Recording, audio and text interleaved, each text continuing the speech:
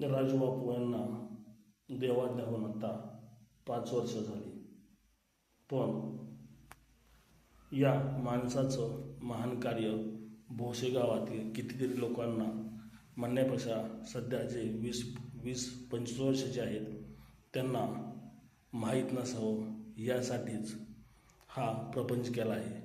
बापू जेव्हा गावचे सरपंच झाले तो काळ 90 सालचा. त्यावेळेस गावात मराठा जातीच्या 3 स्मशानभूमी होत्या. याबरोबरच विविध जातींच्या स्मशानभूमी वेगळ्या होत्या. हे जे वास्तव आहे ते वास्तव कितीतरी पिढ्यांपासून चालत आलेलं होतं, पण बापूंना या वास्तवाने अगदी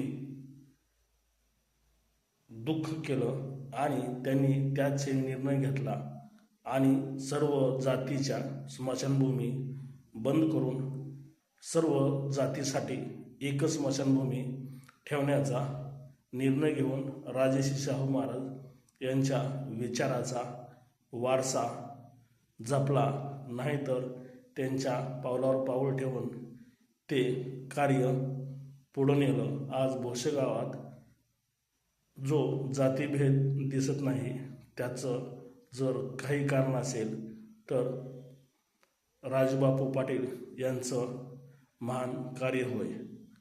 खरं तर सध्याची परिस्थिती जरा अवघड आहे. एक रुपयासाठी कोणाचेही लाळ पुसण्यासाठी लोक तयार असताना आपल्या गावात किती मोठा वारसा होता आणि तो वारसा जपला पाहिजे हे नव्या पिढीला कदाचित समजलं पाहिजे. यासाठीच राजूबापू पाटील यांच्या स्मृतीनिमित्त मी काही बोलण्याचा प्रपंच करतोय. राजूबापू पाटील यांना जर 2004 साली विधानसभा जिंकता आली असती तर आज त्यांच्या विचाराने निम्म्या महाराष्ट्रातील दीनदलितांच्या ज्या सीमारेषा आखून दिल्या आहेत त्या सीमारेषा नष्ट करून त्यांना माणूस म्हणून जगण्याची एक संधी निर्माण झाली असती. हे वास्तव आज अधोरेखित होत आहे.